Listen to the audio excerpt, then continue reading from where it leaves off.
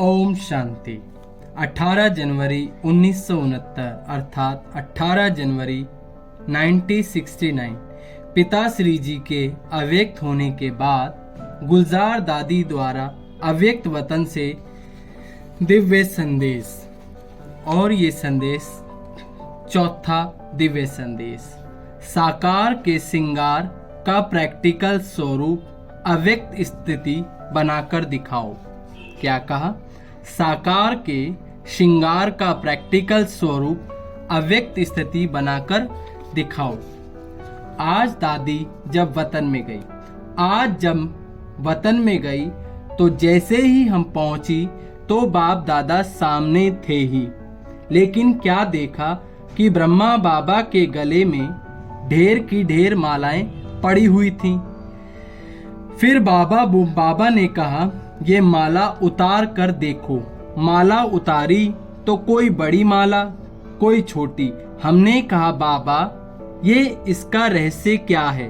तो बाबा बोले, बच्ची ये सभी उल्हानों की माला है, क्योंकि बच्चे जब एकांत में बैठते हैं तो बाबा को स्नेह में उल्हाना ही देते हैं।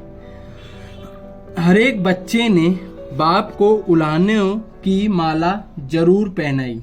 बाबा ने कहा, बच्चों को ड्रामा भल याद है, लेकिन प्यार से प्यारी चीज तो जरूर है, प्यारे से प्यारी चीज तो जरूर है। तो अचानक ड्रामा को वंडरफुल देखकर हर एक बच्चा दिल ही दिल में उल्हाना देता रहते हैं। यूं तो ज्ञान बच्चों को है, लेकिन लेकिन ज्ञान के साथ प्रेम या स्नेह भी है, इसलिए इन उल्हानों को गलत नहीं कहेंगे। फिर हमने पूछा, बाबा आपने इसका रिस्पॉन्ड क्या किया?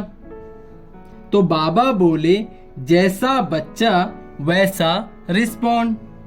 बाबा ने कहा, मैं भी रिस्पॉन्ड में बच्चों को उल्हानों की माला पहनाता हूँ। वह कौन सी? फिर बाबा ने सुनाया, जो बाप की आश बच्चों में थी वह साकार रूप में बाप को नहीं दिखलाई, जो अब अव्यक्त रूप में दिखलानी है। बाबा ने कहा, ये उल्हाना भी मीठी रूरियान है, यह भी एक खेल पाल बच्चों का है। साकार रूप में जो बाप दादा ने श्रृंगार कराया वह अब अव्यक्त वतन में बाप दादा देखेंगे। ये सीन पूरी हो गई। फिर भोग स्वीकार कराया। फिर मैंने बाबा से पूछा, बाबा आप सारा दिन वतन में क्या करते हो? तो बाबा ने कहा, चलो मैं तुमको वतन का म्यूजियम दिखलाऊं। तुम तो म्यूजियम बनाने के पहले प्लान बनाते हो। बाबा का एक म्यूजियम तो 1 सेकंड में तैयार हो जाता है।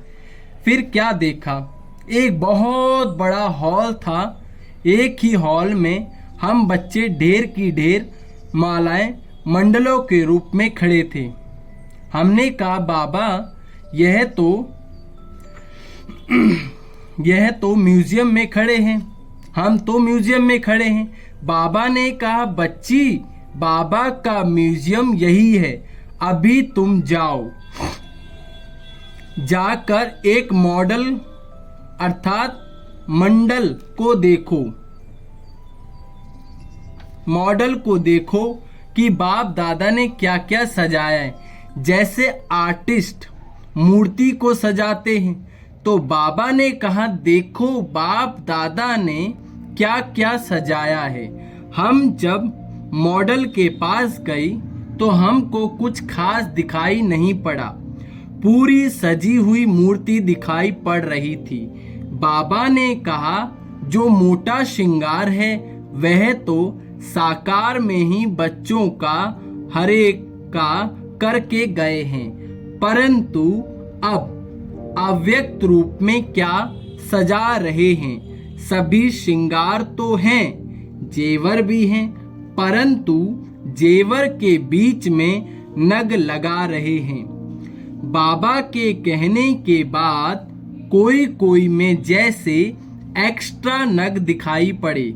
बाबा ने कहा, बच्चों के प्रति मुख्य शिक्षा यही है कि अव्यक्त स्थिति में स्थित रहकर व्यक्त भाव में आओ।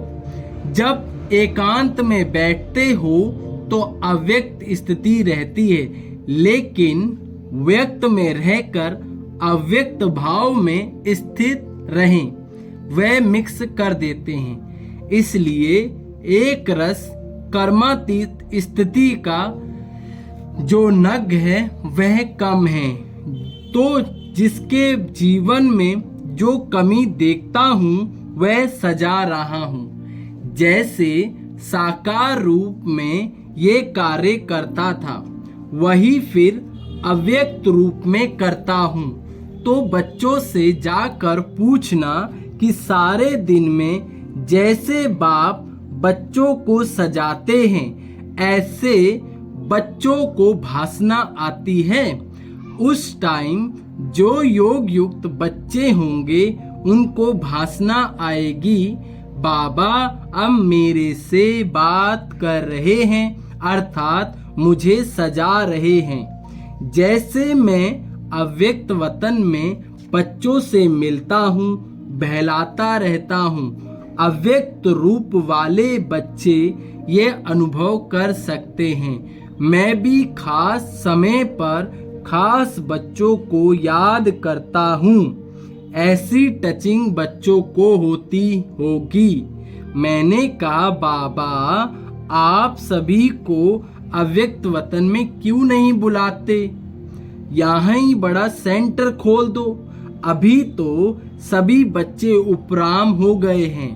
बाबा ने कहा, ये उपराम अवस्था होनी ही चाहिए, हमेशा तैयार रहना चाहिए। यह भी याद की यात्रा को बल मिलता है। ये उपराम अवस्था, बाबा कहते हैं, ये उपराम अवस्था सहज ही याद का तरीका है। अब बच्चों को कहना ज्यादा समय नहीं है, बाबा कभी भी किसी को बुला लेंगे। ओम शांति। आगे का दिव्य संदेश आपको अगली मुरली अगली वीडियो में प्राप्त होगा। आप इस चैनल को सब्सक्राइब करें और आने वाले नए दिव्य संदेशों को प्राप्त करें। Thank you for watching. बाबा साथ, रास्ते साफ। ओम शांति शांति शांति।